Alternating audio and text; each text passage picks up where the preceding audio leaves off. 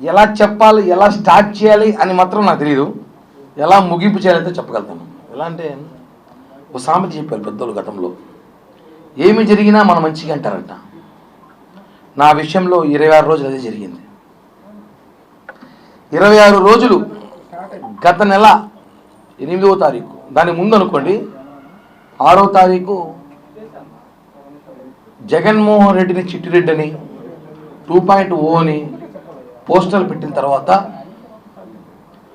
ఆ రోజు మరుసటి రోజు నుంచి 8వ తారీఖు నుంచి నా మీద ఎలా ఒక మనిషిని ఎలా తొక్కాలో, ఒక మనిషిని ఎలా ఇబ్బంది పెట్టాలో, ఒక మనిషిని ఎలా చంపేయాలో మానసికంగా అన్నీ చేశారు నా మీద.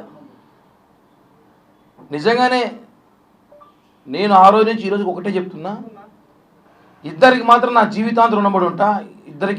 ఇద్దరికే జీవితాంతం రుణపడి ఉంటా. వాళ్ళకి నేను చచ్చే వరకు కూడా రుణం తీర్చుకోలేనంత రుణం చేయలేనేమో. వాళ్ళిద్దరిలో ఒకరు వచ్చి మా అధినేత పవన్ కళ్యాణ్ గారు.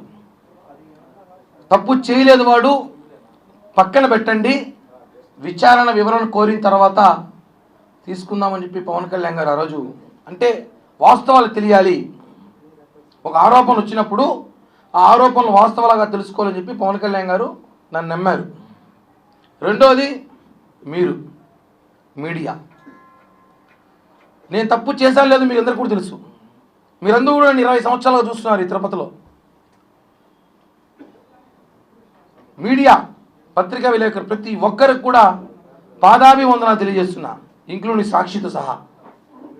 ఎందుకంటే సాక్షిలో కూడా వాళ్ళ యాజమాన్య జీతం కోసం వాళ్ళు పనిచేస్తున్నారు పాపం, కానీ వాళ్ళు కూడా నా మిత్రులే.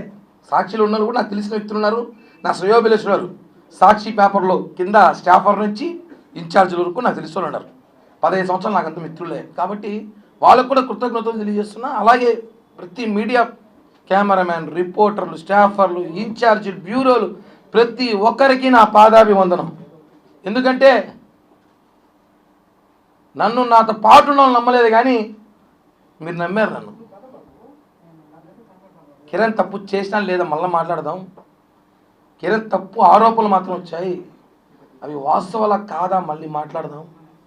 అతను వాయిస్ వినిపించాలి, అతను ఏం చెప్తున్నాడు వినాలి. ఒక సైడే మాట్లాడకూడదు ఎప్పుడు కూడా, రెండు పక్కలు వినాలని చెప్పి తిరుపతి మీడియా చూపించిందండి. హ్యాట్స్ ఆఫ్, నిజంగా చెప్తున్నాను.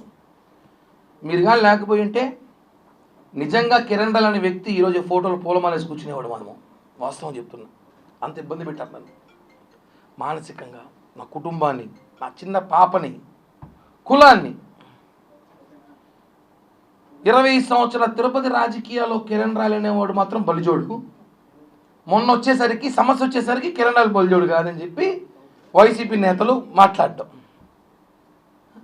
ఎన్ని విధాలుగా వ్యాపారాలు అంటాడు, ఒకడు రకరకాలుగా అంటాడు. నేను ఒకటి అడుగుతున్నాను, తిరుపతి ప్రజలు కూడా తెలుసుకోవాలి విషయం ఏమంటే, ఒక సామాన్యుడు రాజకీయాలు తిరుపతిలో చేయకూడదా? అబ్బా కొడుకులు, మామ అల్లుళ్ళు, బావ బామర్దులు, అత్త అల్లుళ్ళు రాజకీయాలు చేయాలి. ఒక సామాన్యుడు ఒక రోడ్డు పైన వ్యాపారం చేసుకున్నాడు కావచ్చు, ఏదో వ్యాపారాలు చేసుకున్నాడు కావచ్చు, చిన్నపాటి ఉద్యోగస్తుడు కావచ్చు, వాడు రాజకీయాలు చేయకూడదని చెప్పి చరిత్రాంగ రాజ్యాంగం ఉంటే చెప్పండి రా బాబు, రాజకీయాలు ఆపేసి వ్యాపారాలు చేసుకుంటాం. రాజకీయాలు చేయని ఖర్చుతో వస్తే మానసికంగా మనిషిని తొక్కుతారా? అంటే మీరు చేసింది ఆరోపణలో కుట్ర కిరణ్ రాయల్ మీద కాదు, ఒక కులం మీద. తిరుపతిలో కాపులు ఎదగకూడదా అంటే ఏంటి? గత ఎన్నికల్లో 63,000తో మేము గెలిపించినామని చెప్పి తిరుపతిలో కాపులు ఎవరైతే లీడింగ్లో ఉన్నారో, పవర్ఫుల్గా ఉన్నారో, ఎవరైతే జనంలో ఉంటారో వాళ్ళని ఒక్కొక్కటిగా తొక్కాలని చెప్పి మీరు చూస్తారండి, రకరకాలుగా ప్రయత్నాలు చేస్తున్నారు. అంటే ఎట్ట అగ్రకులాలలో మేము కాపులు ఉండకూడదా, రాజకీయాల్లో కాపులు ఉండకూడదా, బలిజలు ఉండకూడదా, ఉంటే వాడిని ఏ విధంగా తొక్కాలే ప్రయత్నం చేస్తారా? నేను మొదటి రోజు చెప్తున్నాను, అది ఓన్లీ కేవలం ఆ మహిళకు నాకు ఆర్థిక లావాదేవీలు మాత్రమే ఉన్నాయి. అందరికీ ఇప్పుడు ఇక్కడ ఎంతమందికి అప్పులు లేవు? మీకు అప్పులు లేవా? ఇతర బదులు ఎవరికి అప్పులే లేవా? అందరూ నిజాయితీగా డబ్బులు తీసేసుకుని పర్ఫెక్ట్గా కట్టేవాళ్ళు చెప్పండి, సన్మానం చేస్తే ఇంటికి వచ్చి. అప్పులు, ఆర్థిక లావాదేవీలు, వ్యాపారాలు వేరండి. దాంట్లో ఉన్న లావాదేవీలు గొడవలు జరుగుతాయి, డబ్బులు తీసుకున్నప్పుడు జరుగుతారు, తీసుకున్నప్పుడు ఒకరోజు సమయానికి ఇవ్వలేకపోతాం, ఒక నెల ఇవ్వలేకపోతాం, ఒక సంవత్సరం ఇవ్వలేకపోతాం. అది ఆర్థిక లావాదేవీలు తీసుకొచ్చి ఆ మహిళని పాపం రాజకీయ నాయకులు వాడుకోవడం కరెక్ట్ కాదని మొదలే చెప్పాను నేను. ఒక అమ్మాయి రాజకీయాలు లాక్కండి, అది ఆర్థిక లావాదేవీలు మేము సెట్ చేసుకుంటాం, మాట్లాడుతున్నారు, సెటిల్ అవుతుంది. అంతేగాని ఆమెను తీసుకొచ్చి నువ్వు ఇలా చెబితే మేము డబ్బులు నీకు ఇస్తాం, నువ్వు ఇలా కిరణ్ రాయల పైన మాట్లాడితే నీ ఆర్థిక ఇబ్బందులు తొలగిస్తాం, కిరణ్ రాయలు మానసికంగా ఏడిపిస్తే నీకు సెటిల్ చేస్తాం, నీ కొడుకు సెటిల్ చేస్తాం అని చెప్పి రాజకీయ ట్రాప్లో ఆమెను ఇరికించారని గతంలో చెప్పా, ఇప్పుడు చెప్పా, ఇక చెప్పను కూడా, ఎందుకంటే ఆ ఇష్యూ క్లోజ్ అయిపోయింది కాబట్టి.